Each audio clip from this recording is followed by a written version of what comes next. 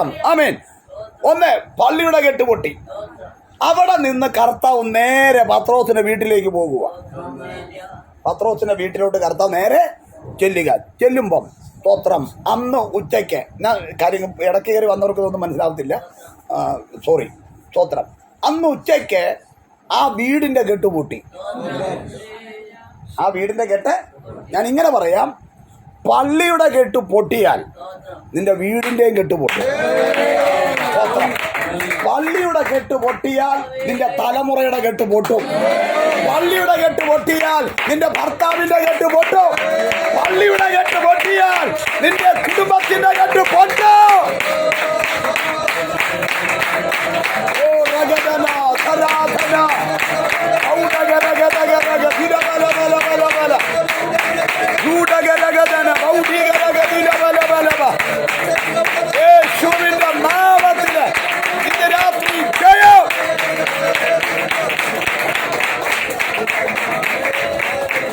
Hallelujah. സ്തോത്രം. നിങ്ങൾ നോക്കിക്കേ, 29-ാമത്തെ വാക്യത്തിലേക്ക് വന്ന് മർക്കോസ് 1:29 വായിച്ചു നോക്കിക്കേ.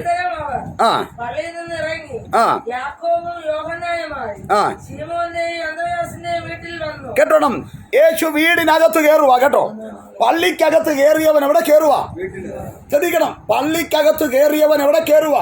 വീടിനകത്ത് കയറുക. ഇന്ന് രാത്രി പറയാം, ലോക്കൽ ചർച്ച് മാത്രമല്ല വിസിറ്റ് ചെയ്യുന്നത്. ലോക്കൽ ചർച്ച് മാത്രമല്ല കർത്താവ് വിസിറ്റ് ചെയ്യുന്നത്. നമ്മുടെ പള്ളിക്കകത്ത് മാത്രമല്ല യേശു വരുന്നത്. സ്തോത്രം. ഇതിനകത്ത് ആരാധിക്കുന്നവന്റെ വീടിനകത്തേക്കും എന്റെ യേശു കയറി വരികയാ.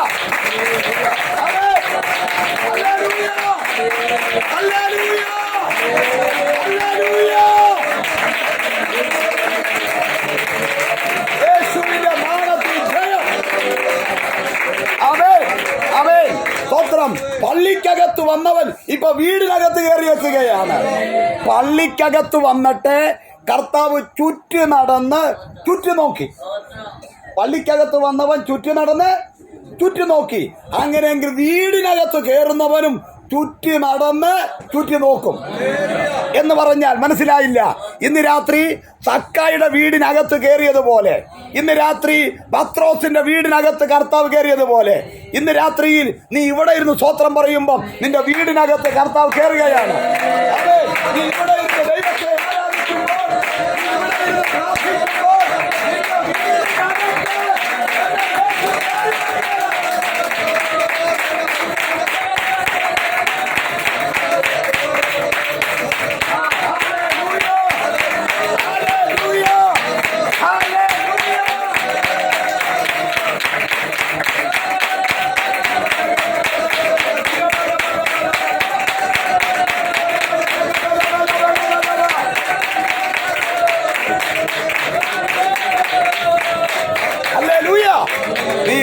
സ്തോത്രം പറയുമ്പോൾ എന്റെ കർത്താവ് നിന്റെ വീടിനകത്ത് കയറും. സ്തോത്രം. ചുറ്റി നടന്നു ചുറ്റി നോക്കും. ആമേൻ. സ്തോത്രം. ആമേൻ. നമ്മുടെ പ്രിയപ്പെട്ടവർ നമ്മുടെ വീടിനകത്ത് കയറി കാര്യങ്ങൾ നോക്കി വിലയിരുത്തുന്നത് പോലെ, സ്തോത്രം, നമ്മുടെ ഏറ്റവും പ്രിയ കർത്താവ് ഇന്ന് രാത്രി നിന്റെ ബെഡ്റൂമിനകത്ത് കയറും, നിന്റെ കിച്ചണിനകത്ത് കയറും. സ്തോത്രം. എന്തൊക്കെയാണ് ഉള്ളതെന്നും എന്തൊക്കെയാ ഇല്ലാത്തതെന്നും ചുറ്റി നടന്നു ചുറ്റി നോക്കുന്നവനാണ് നമ്മുടെ കർത്താവ്. പത്രോസിന്റെ വീടിനകത്തേക്ക് കർത്താവ് വന്നു. നോക്കിയപ്പോൾ എന്താണെന്നറിയാമോ? പത്രോസിന്റെ അമ്മായിമ്മ പനി പിടിച്ചു കിടക്കുക. പനി പിടിച്ചു കിടക്കുന്ന ആ വാക്ക് അവിടെ പറഞ്ഞിരിക്കുന്നു. പനി പിടിച്ചു കിടക്കുകയാണ്. സ്തോത്രം. ഞാൻ ഇങ്ങനെ പറയുന്നു, പത്രോസിന്റെ അമ്മായിമ്മ ചില ദിവസങ്ങളായി പനി പിടിച്ച് വീടിനകത്ത് കിടക്കുകയാണ്. എന്ന് പറഞ്ഞാൽ വീടിനകത്ത് നിന്ന് വെളിയിലിറക്കരുതെന്ന് പറഞ്ഞ്, വീടിനകത്ത് നിന്ന് പുറത്തു പോകരുതെന്ന് പറഞ്ഞ്, വീടിനകത്ത് ഇങ്ങനെ ബന്ധിക്കപ്പെട്ട് കിടക്കുകയാണ്. യേശുവിന്റെ നാമത്തിൽ ജയം.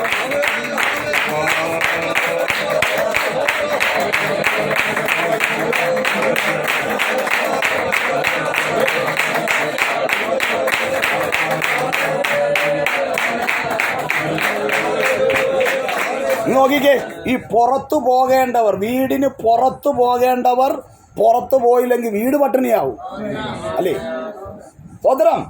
വീടിന് പുറത്തു പോകേണ്ടവർ വീടിന് പുറത്തു പോയില്ലെങ്കിൽ വീട് പട്ടിണിയാവും. വീടിന് പുറത്തിറങ്ങാൻ പറ്റാതെ സ്തോത്രം. ആമേൻ. അവിടെ പത്രോസിന്റെ അമ്മായിയമ്മ പനി സൗഖ്യമായതിനു ശേഷം ഉടനെ ചെയ്തൊരു കാര്യമുണ്ട്. എന്ത് ചെയ്യുന്നതാ?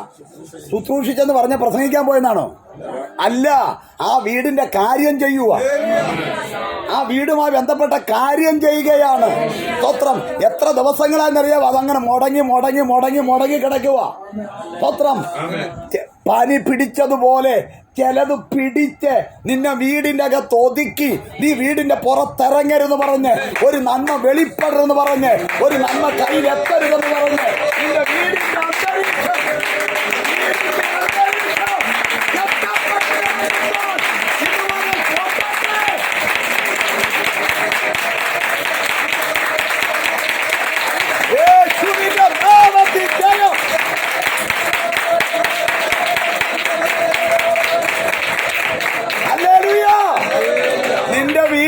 അന്തരീക്ഷത്തെ ഒരു രോഗഭവനമാക്കി, നിന്റെ വീടിന്റെ അന്തരീക്ഷത്തെ ഒരു മരണഭവനമാക്കി, നിന്റെ വീടിന്റെ അന്തരീക്ഷത്തെ ഒരു ദുഃഖഭവനമാക്കി, നിന്റെ വീടിന്റെ അന്തരീക്ഷത്തെ ഒരു നിരാശ ഭവനമാക്കി. ആ വീടിന്റെ കെട്ട് പൊട്ടട്ടെ.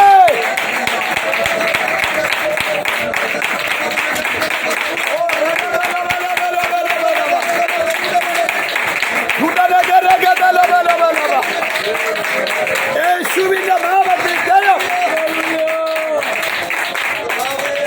ഹല്ലേലൂയ. കർത്താവ് ആ വീടിനകത്ത് കയറി. അവിടെ പനി പിടിച്ചൊരു കിടക്കുക. നിങ്ങൾ വാക്ക് നോക്കിക്കേ, വാക്ക് നോക്കിക്കേ. 30-ാമത്തെ വാക്യം അല്ലേ? വായിച്ചേ. ആ പനി പിടിച്ചു കിടന്നിരുന്നു. പനി പിടിച്ചു കിടന്നിരുന്നു. അതുകൊണ്ട് കർത്താവ് എന്ത് ചെയ്യാന്നറിയാം? 31-ാമത്തെ വാക്യം. മതി. കർത്താവ് എന്ത് ചെയ്തു? അവളെ കൈക്ക് പിടിച്ചു എന്ന് പറഞ്ഞാൽ അവളെ പിടിച്ച പനിയെ യേശു പിടിച്ചു. അതാണ് സംഭവം. സ്തോത്രം. അവളെ പിടിച്ച പനിയെ യേശു പിടിച്ചു. ഇന്ന് രാത്രി നിന്റെ കുടുംബത്തെ എന്താ പിടിച്ചത്? അവനെ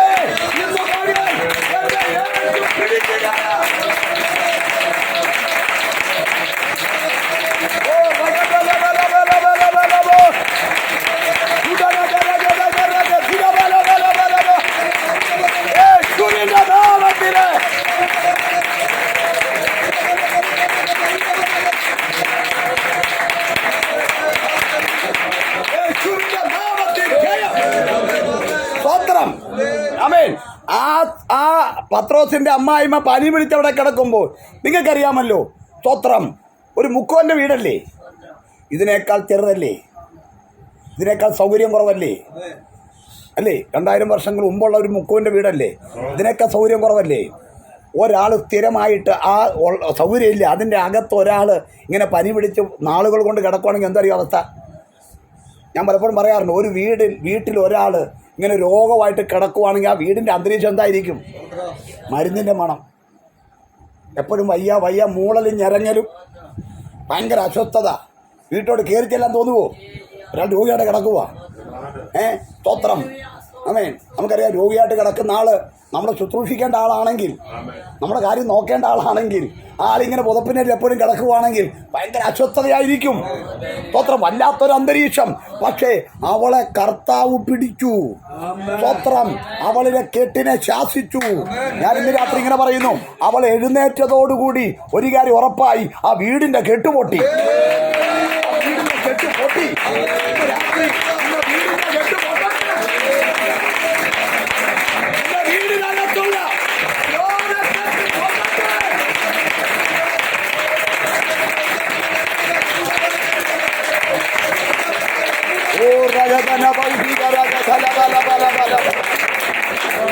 യേശുവിന്റെ നാമത്തിൽ ജയമെടുക്കുകയാണ്.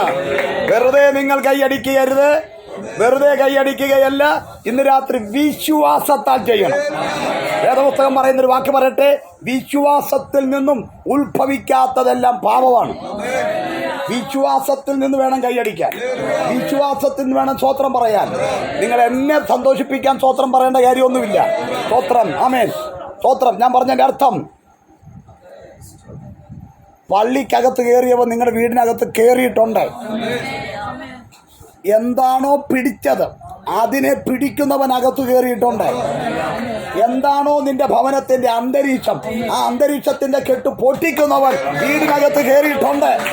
ഇന്ന് രാത്രിക്കാലം വീടിന്റെ കെട്ട് പൊട്ടു, നിന്റെ തലമുറയുടെ കെട്ട് പൊട്ടു, നിന്റെ ഭർത്താവിന്റെ കെട്ട് പൊട്ടു.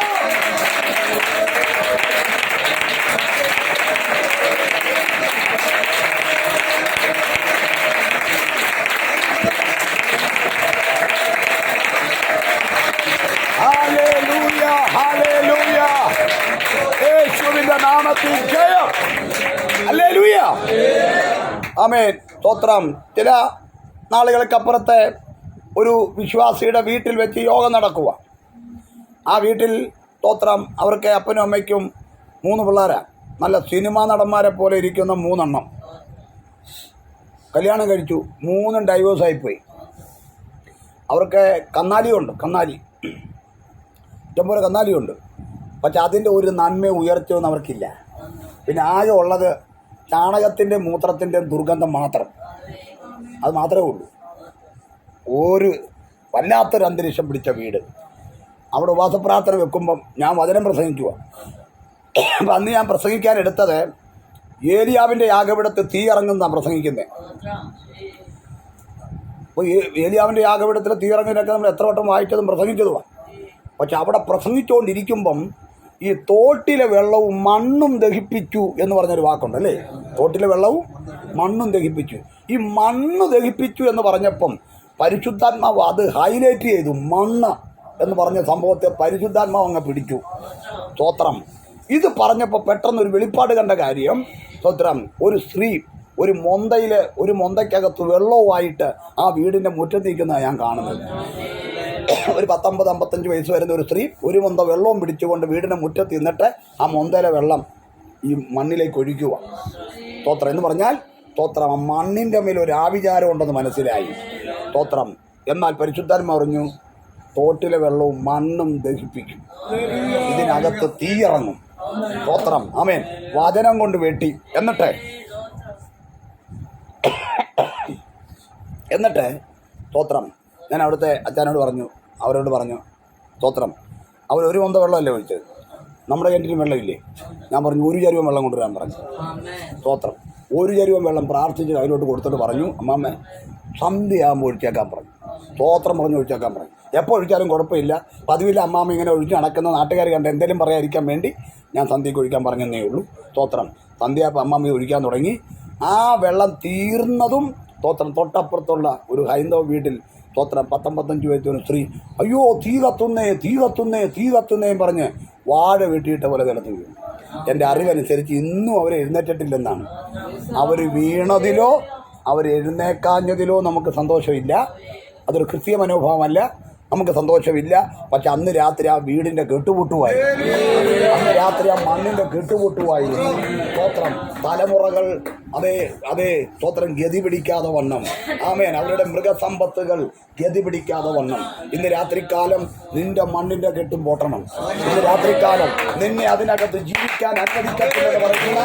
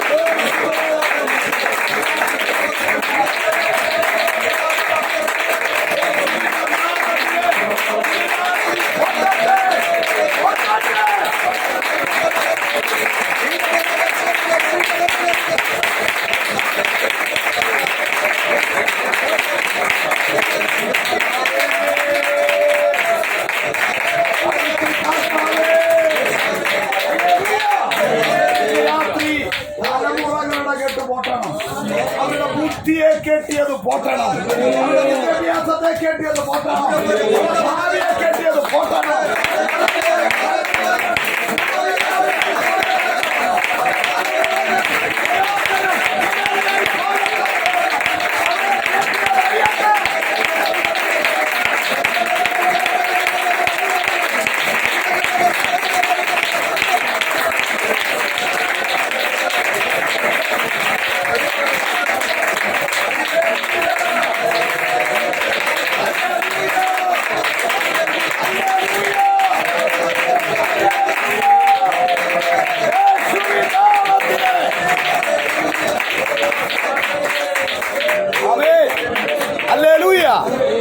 രാത്രി തലമുറകളുടെ ബുദ്ധിയെ കെട്ടിവെച്ച്, അവരുടെ വിദ്യാഭ്യാസത്തെ കെട്ടിവെച്ച്, അവരിലൂടെ വെളിപ്പെടേണ്ട ഉയർച്ചകളെ കെട്ടിവെച്ച്, ആ തലമുറയുടെ ഭാവിയെ കെട്ടിവെക്കുമ്പോൾ ഇന്ന് രാത്രി ഞാൻ വിശ്വസിക്കുന്നു, ഈ ദൂത് നീ കേട്ടുകൊണ്ടിരിക്കുമ്പം, ഈ വചനം നീ കേട്ടുകൊണ്ടിരിക്കുമ്പോൾ യഥാർത്ഥമായ ചില വിടുതലുകൾ സംഭവിക്കും.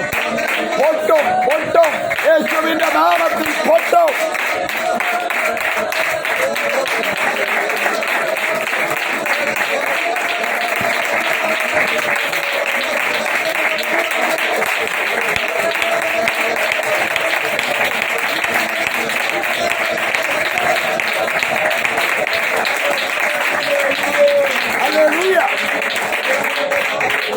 സ്തോത്രം.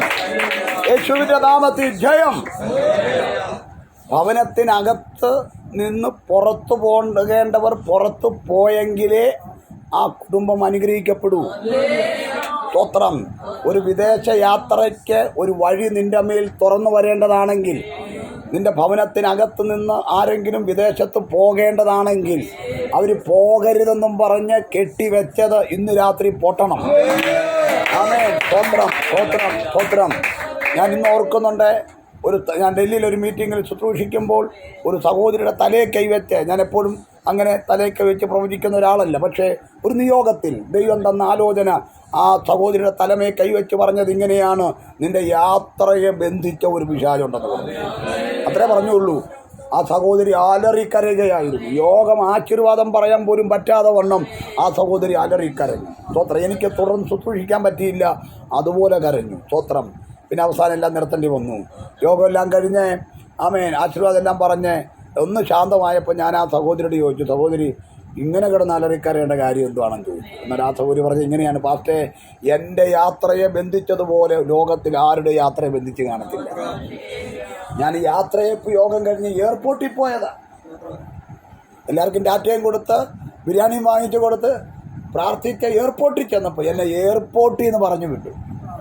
ചില പേപ്പർ വർക്ക് ശരിയായില്ലെന്നും പറഞ്ഞു. എന്ന് പറഞ്ഞാൽ എൻ്റെ യാത്ര അങ്ങനെ ബന്ധിച്ചതാണ്. സ്തോത്രം. ആ ദൂത് കേട്ടപ്പോൾ തകർന്നു പോയി എന്ന് പറഞ്ഞ് ഞാൻ പറഞ്ഞു, ഇപ്പം കരഞ്ഞതുപോലെ അങ്ങോട്ട് മാറിയിരുന്ന് ഒന്നുകൂടെ കരയാൻ പറഞ്ഞു. ദൈവത്തോടൊന്നുകൂടെ കരയാൻ പറഞ്ഞു. അങ്ങനെ കരഞ്ഞു, പ്രാർത്ഥിച്ചു. സ്തോത്രം. വീണ്ടും ആ സഹോദര തലേക്ക് വെച്ച് പ്രാർത്ഥിക്കാൻ നിയോഗം കിട്ടി. പ്രാർത്ഥിച്ചപ്പോൾ സ്തോത്രം അവളിലെ കെട്ടുപൊട്ടി. സ്തോത്രം. ഞാൻ ഡൽഹിയിൽ നിന്ന് കേരളത്തിൽ വരുന്നതിന് മുമ്പ് അവൾ അടുത്ത രാജ്യത്തിലേക്ക് പോകാൻ ഇടയായി. ഞാൻ ഇന്ന് രാത്രികാലം പറയുന്നത്, പുറത്തു പോകേണ്ടത് പുറത്തു പോകാതെ വണ്ണം നിന്നെ ചിലത് പിടിച്ച് വീടിനകത്തിട്ട് പൂട്ടുമ്പോൾ നിന്റെ ദേശത്ത് നിന്ന്, നിന്റെ പഞ്ചായത്തിൽ നിന്ന് നിന്നെ പുറത്തിറക്കത്തില്ലെന്ന് പറഞ്ഞ് നിന്നെ പൂട്ടിയ പൂട്ടുകൾ ഇന്ന് രാത്രി പൊട്ടണം. തലമുറയെ പൂട്ടിയ പൂട്ടുകൾ ഇന്ന് രാത്രി പൊട്ടണം.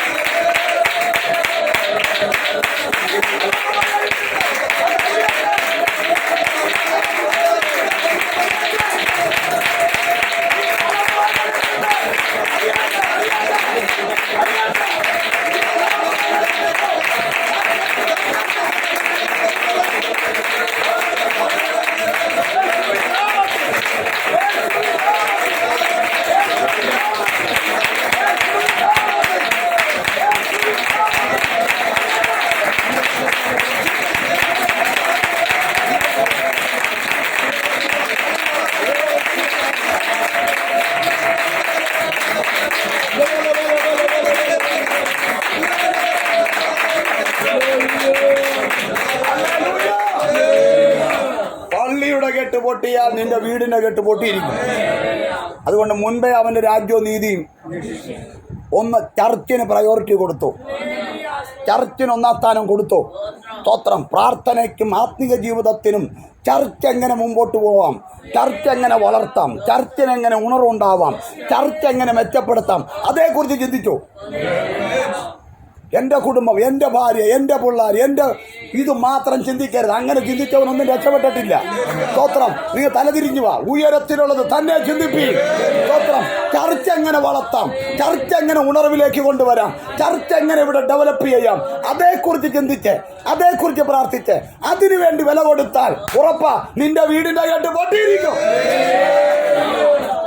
ഹല്ലേലൂയ. സാധാരണ കർത്താവിനെ സ്തോത്രം, കർത്താവ് പറഞ്ഞു എൻ്റെ സഭയെ പണിയുമെന്ന. സഭ കർത്താവിൻ്റെതാണ്. കർത്താവിൻ്റെ സഭയെക്കുറിച്ച് നമുക്ക് അത് എൻ്റേതെന്ന ചിന്തയിലാണ് ചിന്തിക്കുന്നതെങ്കിൽ നിന്റെ കാര്യം ദൈവം നോക്കും. സ്തോത്രം. ആമേൻ. ഹല്ലേലൂയ.